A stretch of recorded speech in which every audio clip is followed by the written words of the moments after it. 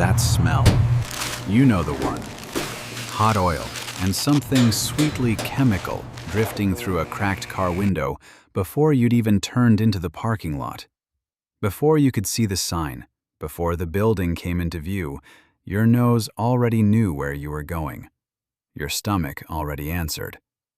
That smell, particular, unmistakable, somehow both greasy and comforting, was the opening note of a whole ritual that millions of American families played out week after week through the 1980s. And if you were there, if you were a kid in the back seat pressing your face to the glass, or a teenager counting change before you pushed through those glass doors, or a parent trying to make a Friday feel like a celebration on the Thursday budget, you already know what I'm talking about. Fast food in 1980s America wasn't just a meal. It was a whole texture of life. It had its own grammar, its own etiquette, its own unspoken promises. The tray liners with trivia on them, the paper cups with those waxed rims that left a faint lip mark, the particular way a paper bag darkened at the bottom when the fries were still hot. And underneath all of it, underneath the neon and the mascots and the commercials you could recite by heart, there was something that felt, at the time, like pure freedom. Small freedom, maybe, but real. Let's go back. Not to some cleaned-up version, not to an advertisement's idea of the decade, but to the actual experience of pulling open that heavy glass door and stepping inside. Walk into any major fast food restaurant in the early 1980s, and the first thing you noticed, besides the smell, was the noise. Not music exactly, a kind of organized chaos. The fryer hissing in the back, the beeping of the timer that someone always seemed to be ignoring, the clatter of trays being stacked, people shouting orders to each other in a shorthand you'd never fully decode from the other side of the counter. And underneath all of it, a tinny speaker somewhere near the ceiling playing a pop station that nobody had chosen but everyone could faintly hear. The counter itself deserves a moment. No touchscreens, no self-service kiosk, no numbered ticket to watch on a screen. You walked up to a real person, a teenager most likely, maybe 17, maybe younger looking than that, wearing a polyester uniform in whatever color the chain had decided represented their brand that year. Burnt orange, mustard yellow, a particular shade of red. They wore a paper hat or a visor, and they looked at you directly and said something like, "Can I help you?"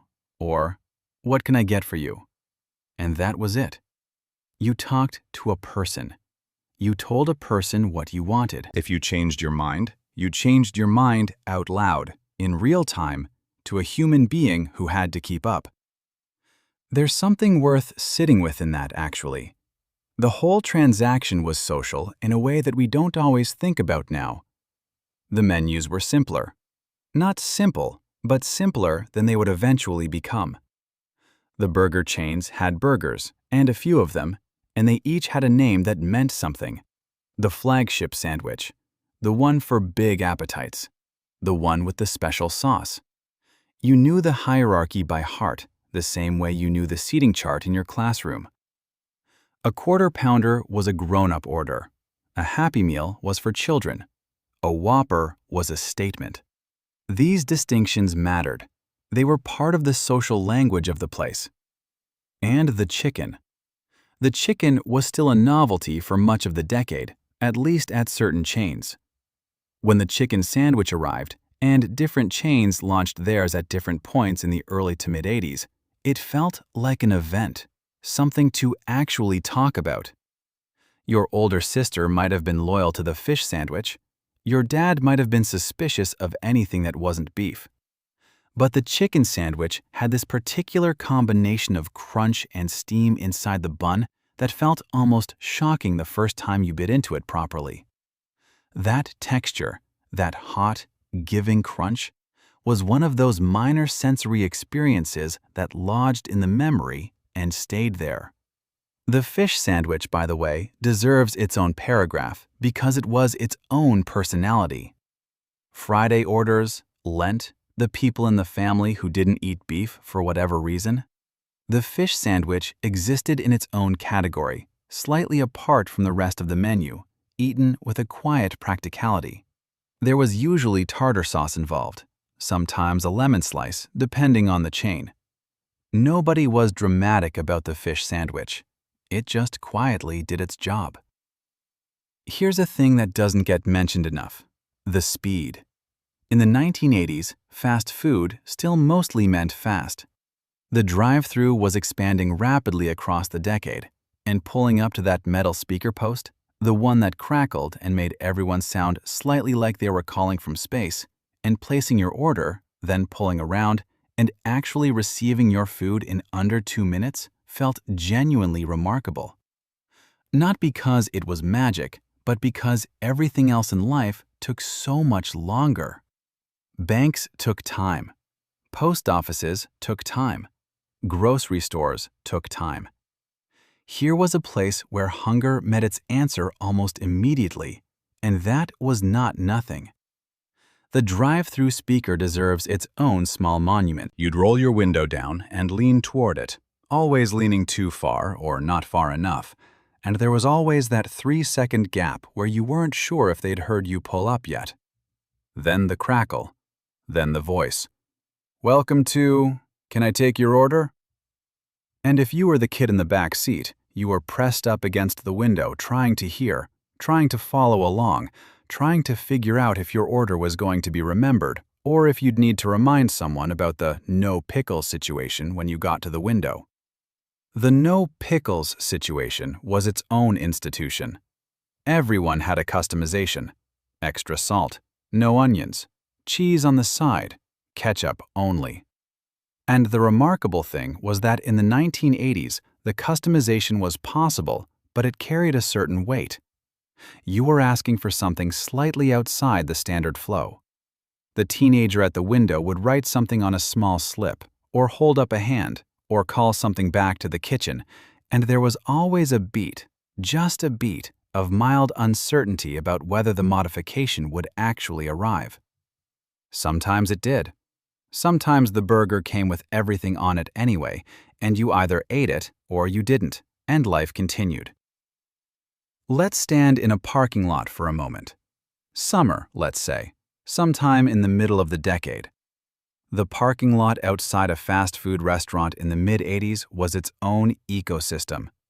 Station wagons with wood-paneled sides, the occasional family van, kids eating in the back seat with the windows down, while the adults stood outside and talked to neighbors they'd run into, because you always ran into neighbors in fast food parking lots somehow.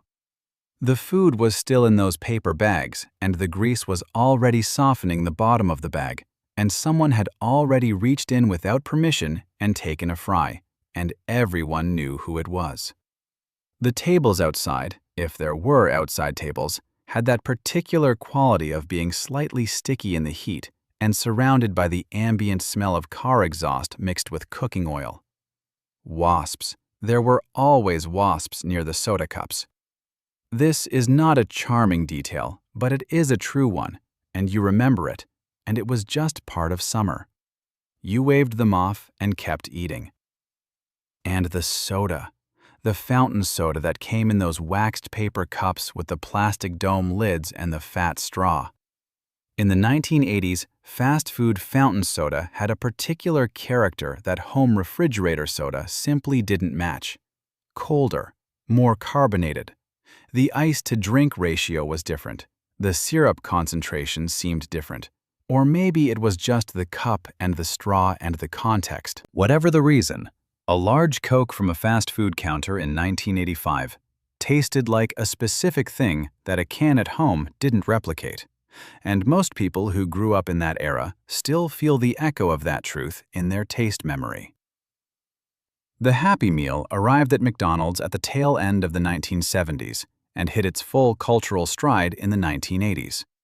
And whatever you think about it nutritionally or commercially, and there's plenty to think, experientially, for a child, it was engineered genius.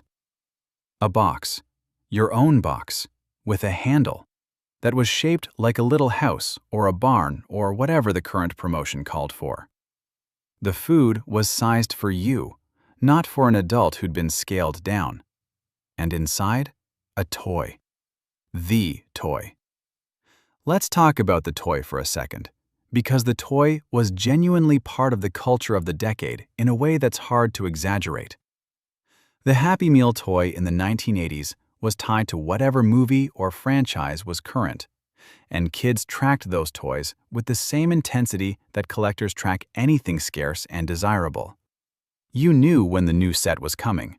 You asked every single time which toys were currently available. If you got a duplicate, it felt like a small injustice. If you completed a set, it felt like a minor triumph. Some of those toys lived in car door pockets for years. Some ended up under the couch.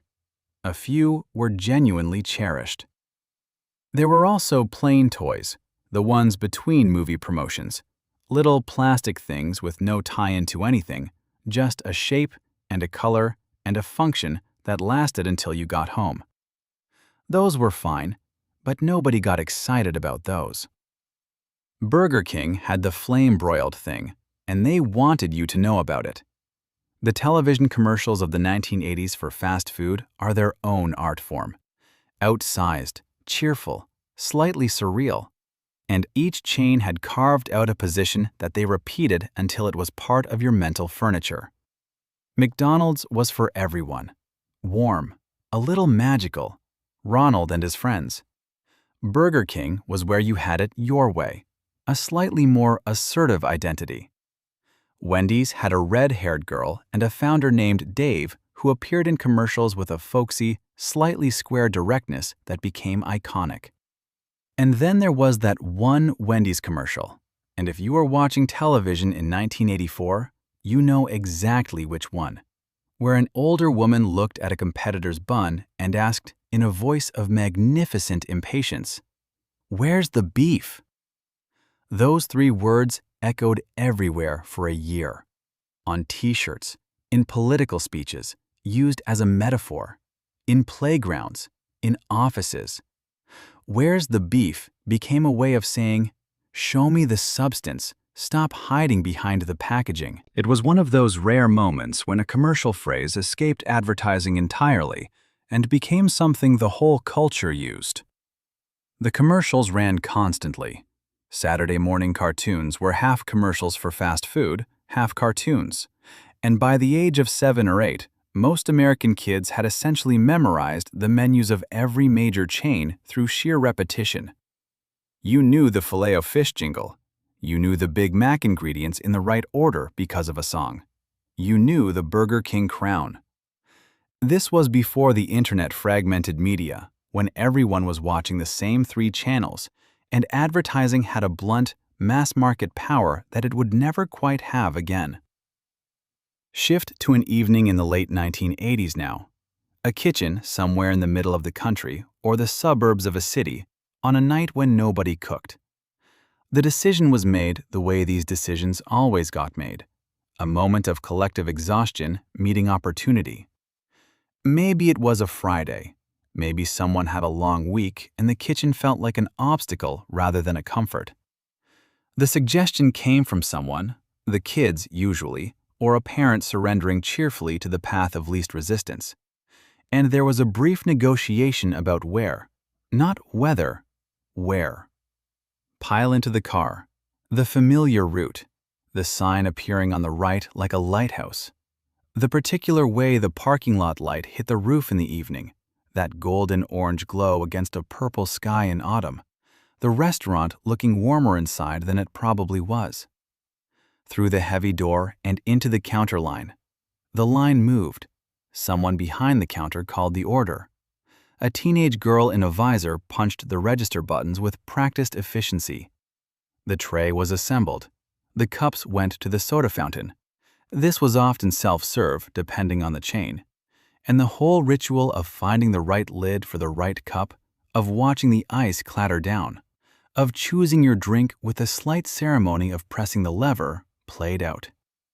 Then a table. Not a great table, the best ones were always taken, but a table by the window, which was fine, which was actually fine. Unwrapping the sandwich was its own small pleasure.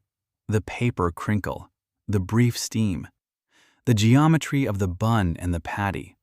Someone grabbed too many napkins, and someone else had to ask for more ketchup. The fries were distributed with the rough equity of whoever grabbed first, and someone always said, "Don't take all the long ones." The long fries were a premium item. This was understood by everyone at the table without discussion.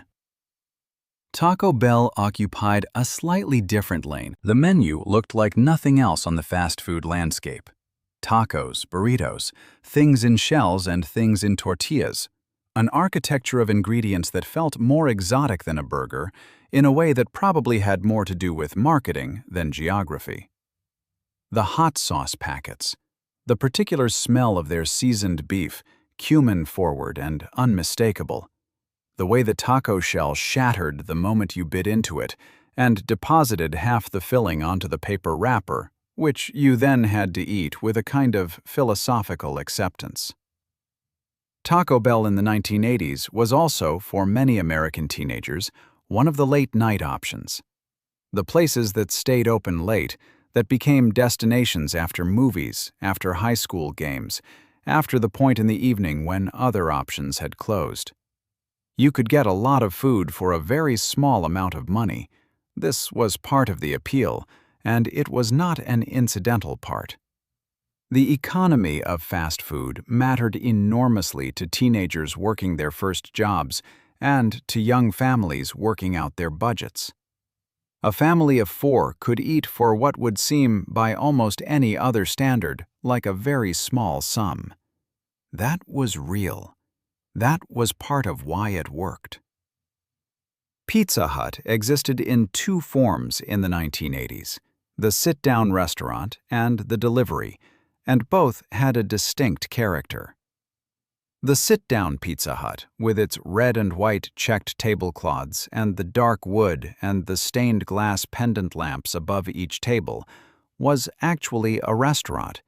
You waited, you sat down, someone brought you a menu. The salad bar was a production, the pitcher of soda refilled automatically. This was a step above the burger places in the family hierarchy. Pizza Hut felt like going out to dinner, not just getting food. And then there were the Book It pins. If you were a kid in elementary school in the mid to late 1980s, you know about the Book It program. You read books, you got a pin, you got a free personal pan pizza. The pizza was earned. It had a different flavor because of that. Not a better flavor necessarily, but a different one. The flavor of a reward, of something deserved. Sitting in that booth in your good clothes after school, personal pan pizza in its own tiny metal pan, the grease still bubbling slightly, that is a specific memory that lives in a specific part of the brain for a lot of people who grew up then. Something that doesn't get discussed much is the music. Not the in-store music, which was unremarkable, but the fact that fast food was deeply embedded in the broader pop culture of the 1980s in ways that went beyond commercials. The decade was when the relationship between entertainment and fast food became truly inseparable. Movie tie-ins, collector cups with sports teams, scratch-and-win games that made eating there feel faintly like gambling, in the most innocent possible sense. You'd peel the sticker off your cup or check under the fry container, and there was always that breath-holding second before you found out you hadn't won the car. You never won the car. Nobody you knew ever won the car. But the Monopoly game at McDonald's, the summer game that ran for weeks and had a board and properties and chances at enormous prizes. The way every visit felt slightly elevated by the possibility, however remote, of winning something significant. You saved your game pieces in Ziploc bags. You compared them with cousins. You knew that Boardwalk was out there, somewhere, in someone's hand, statistically speaking, though the fine print on the tray liner told a different story if you read it carefully, which most people didn't. Here is an outdoor moment from the decade, somewhere in the suburbs on a summer afternoon. You rode your bike to the McDonald's. This was a thing that happened. Maybe a mile, maybe a mile and a half, depending on where you lived, and you locked your bike to whatever structure was available: a signpost, a fence section, the bike rack if there was one, and you went in with whatever money you'd accumulated from lawn mowing or birthday envelopes or a combination of both, and you ordered something. Maybe a small fry and a Coke, maybe a McDouble or its equivalent. You ate it at a table by yourself or with whoever had ridden over with you, and there was a freedom in this that was specific to the era and the age. Nobody knew exactly where you were. You'd said you were going out and roughly in which direction, and that was sufficient. You were gone for 2 hours, maybe 3, and when you came home, you smelled faintly of fryer oil, and everyone at the table at dinner knew where you'd been, and nobody mentioned it. The bike ride, the small amount of money, the independence of choosing your own meal and paying for it, and riding home. This was a ritual of growing up that many people from that decade remember with a warmth that isn't really about the food at all. It's about what the food represented at that particular age. The uniforms have to be mentioned. Polyester, whatever the design team had decided on in 1978 and hadn't fully reconsidered yet. The paper hats that could be folded from a flat piece of material by someone with practiced hands in about 4 seconds. The name tags, the particular way the uniforms smelled after a shift, that combination of cooking oil and industrial detergent and very young adulthood. If you worked fast food in the 1980s, and a lot of people did, the uniform was a whole relationship. You wore it, and you didn't quite feel like yourself, and you took it off at the end of the shift and felt like you'd been released. The work itself was fast and physical, and more skilled than anyone standing on the customer side of the counter generally appreciated. The timing of the fryer, the assembly of the sandwich in the right order so everything stayed together, the ability to take an order quickly while a line formed behind the customer and not look flustered, the drive-through, which added the variable of car noise and radio interference, and people ordering for a whole car full of people and changing their minds 3/4 of the way through. Fast food work in the 1980s was genuinely demanding, and the people who did it were mostly teenagers or young adults in their first jobs, which means it was also often the first place many people learned how a workplace actually operated. By the mid-1980s, breakfast had arrived. Not at every chain, not all at once, but the fast food breakfast was becoming a real thing, and the Egg McMuffin, which had launched in the late 70s, had established that there was a morning market worth pursuing. The fast food breakfast of the 1980s was a revelation for families on the move and a mild disruption to the order of morning life. Suddenly, the drive-thru was relevant at 7 in the morning. Suddenly, a hot egg on a toasted English muffin with a folded slice of Canadian bacon was available without anyone having to wash a pan. The hash browns, those flat, pressed, crispy at the edges potato patties that came in a paper sleeve and were always slightly too hot to eat immediately and were eaten anyway. The hash brown was arguably the best designed item on the fast food breakfast menu. Portable, self-contained, structurally sound, and it remains one of those foods that people who grew up eating fast food breakfast carry a disproportionate amount of affection for, given that it is, at its core, a fried potato. There's something honest to say here, somewhere between the nostalgia and the plain facts. Fast food in the 1980s wasn't the same thing for every family. For some, it was an occasional treat. The special Friday stop, the after-game reward, the birthday meal. For others, it was logistics, something that fit a tight schedule and a tight budget when nothing else did.